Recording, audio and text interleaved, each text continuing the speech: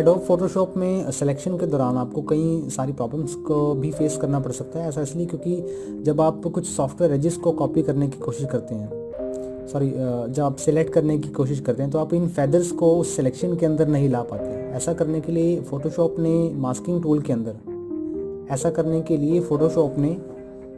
Quick selection tool के अंदर कुछ मास्किंग और रिफाइन एजेस रिलेटेड कुछ पॉसिबिलिटीज़ को भी, कुछ ऑप्शंस को भी इनबिल्ट किया है।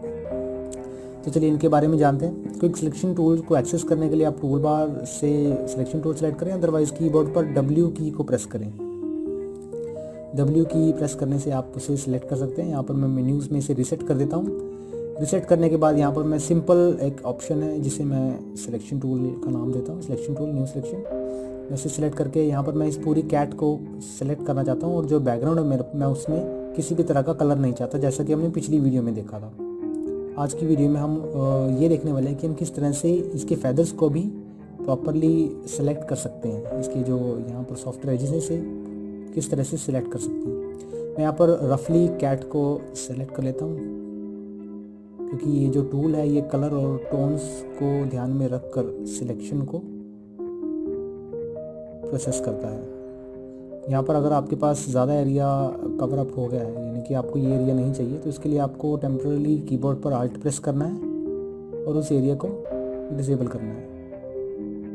ये एरिया आपको नहीं चाहिए एंड इस एरिया को भी मैं नहीं चाहता। कैट के एरिया को सिलेक्ट करने के बाद अब आपको यहाँ पर सेलेक्ट एंड मास्क के इस ऑप्शन पर क्लिक करना है। हो सकता है आपकी उसमें रिफाइन एज के नाम से ऑप्शन अवेलेबल हो, लेकिन जो 2018 के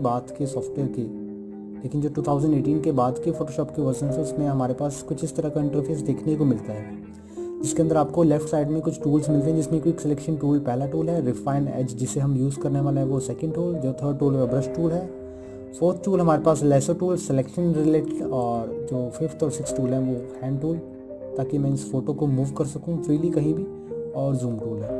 कुछ इस तरह से आप इसे देख सकते हैं। और राइट साइड में हमारे पास ये जो टूल्स अवेलेबल हैं ये कुछ इस तरह है कि सबसे पहला हमारे पास व्यू मोड है कि हम उस फोटो को किस मोड में देखना चाहते हैं, ओवरले देखना चाहते हैं, ब्लैक एंड वाइट देखना चाहते हैं, ऐसे कई सारे मोड्स मेरे पास विजिबल हैं। मैं यहाँ पर इसे ऑनियन स्किन करता हूँ। ऑनियन स्किन करने के बाद इसकी ट्रांसपेरेंसी लेवल को मैनेज कर सकते हैं इस ड्रैग एंड ड्रॉप स्क्रॉल बार से, इस स्क्रॉलिंग बार से। एंड एज डिटेक्शन में आप इसकी रेडियस को बढ़ाने से जो फोटोशॉप है आपकी, इसके कॉर्नर्स की जो रेडियस है उसे अपने अकॉर्डिंगली मैनेज करता है, अपने अकॉर्डिंगली एडजस्ट करता है। कुछ इस तरह से आप इसे जितना ज़्यादा बढ़ाएंगे उतना ही ज़्यादा ये रेडियस को मैनेज करता जाएगा। मैं स्मार्ट ड्रॉ पर क्लिक करता हूँ। ग्लोबल रिफाइनमेंट्स में आप इसकी स्मूथनेस, फेदरनेस और कॉन्ट्रास्ट को मैनेज कर सकते हैं। फेदरनेस में आप यहाँ ये देख सकते हैं कि आपने जो सिलेक्शन किया है इस सिलेक्शन के कितने पिक्सल्स को सिलेक्शन के अंदर रखता है और कितने पिक्सल्स को सिलेक्शन के बाद। स्मूथनेस में आप इसकी स्मूथनेस को कुछ इस तरह से देख सकते हैं कि इसके ये स्मूथनेस का जो लेवल है आपका ये अदर फोटोज़ में विजिबल होगा, जो सॉफ्टवेयर फ़ोटोज़ नहीं होती। उन फोटोज़ को स्मूथ करने के लिए, उसके सिलेक्शन को स्मूथ करने के लिए जो ज्योमेट्रिक शेप्स होती हैं ये उनके लिए ऑप्शंस अवेलेबल है हमारे पास। मैं फेदर को भी यहाँ पर 0 रखता हूँ। और अब चलते हैं रिफाइन एज के इस टूल की तरफ। मैं इसके एजेस को रिफाइन करता हूँ। जूम आउट के बटन को टेम्परली अवेलेबल करने के लिए आपको कीबोर्ड पर आल्ट बटन प्रेस करना है and then left click. Move tool के लिए आप यहाँ से मूव टूल सेलेक्ट कर सकते हैं, अदरवाइज कीबोर्ड पर स्पेस बार दबा के रखें एंड देन उसे मूव करें फोटो को। वो भी टेम्परली आपका जो मूव टूल है वो सिलेक्ट करवाने देगा, हैंड टूल सेलेक्ट करेगा। इसके बाद मैं एजेस को रिफाइन करता हूँ। इसके बाद मैं एजेस को रिफाइन करता हूँ। इसकी हार्डनेस को अगर मैं कम करता हूँ तो ये कुछ ज़्यादा इफेक्ट करेगा इसमें।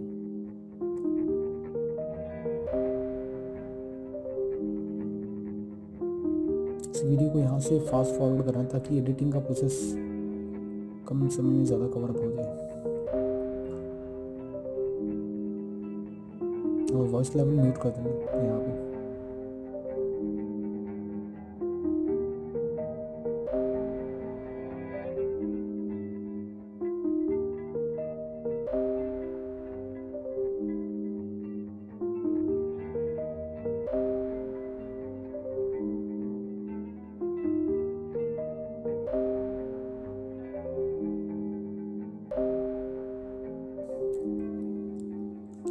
तो सिलेक्शन कंप्लीट हो जाने के बाद मैं इसमें इसे जूम आउट करता हूँ।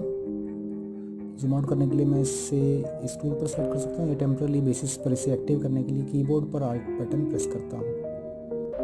इसके बाद आपको जो इसका व्यू है उससे चेंज करना है। मैं आपको इसमें दिखाता हूँ। सिलेक्शन टूल रिफाइन एज के ब्रश पर क्लिक करके आपको यहाँ से जो व्यू मोड है वो ब्लैक एंड वाइट सेलेक्ट करना है, ताकि आपको ये पता लग सके कि इस इमेज की ट्रांसपेरेंसी लेवल कितनी है और इसमें क्या वो एरिया भी इनबिल्ट है जो हम सिलेक्शन में नहीं लाना चाहते। ये सिर्फ चेक करने के लिए। अगर आपके पास ट्रांसपेरेंसी लेवल ज़्यादा होता है तो ब्लैक एंड वाइट के इस एरिया के अंदर आपको कुछ ट्रांसपेरेंसी लेवल पर कुछ कंटेंट आपका मिक्सअप कुछ कंटेंट आपको मिस दिखाई दे सकता है, जो कि अभी मेरे पास इस फोटो में नहीं है।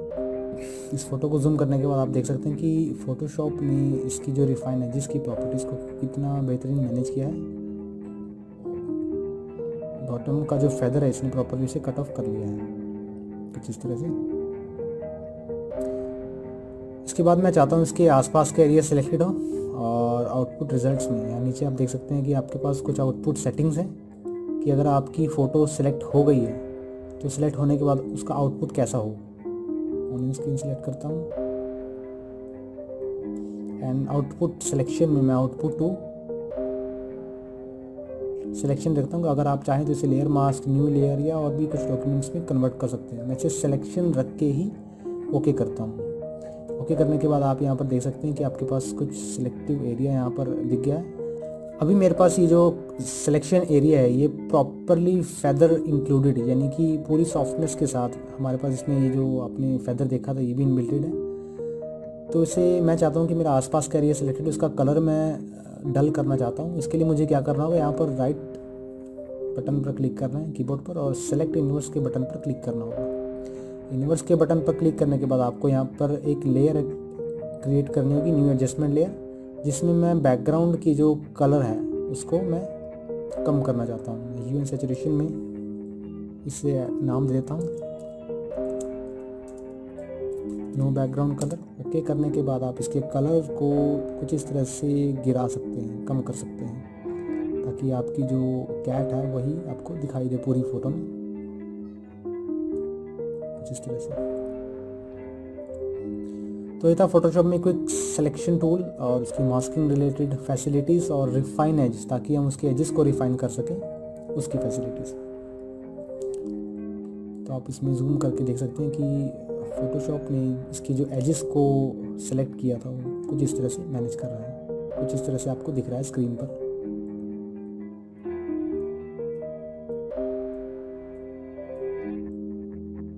फिर भी अगर आपको लगता है कि आपका कुछ एरिया यहाँ से रह गया है तो उसके लिए आपको क्या करना होगा, ब्रश टूल सेलेक्ट करना होगा एंड देन ब्लैक कलर यहाँ पर सिलेक्ट करना होगा एंड इसे आप इस तरह से कर सकते हैं।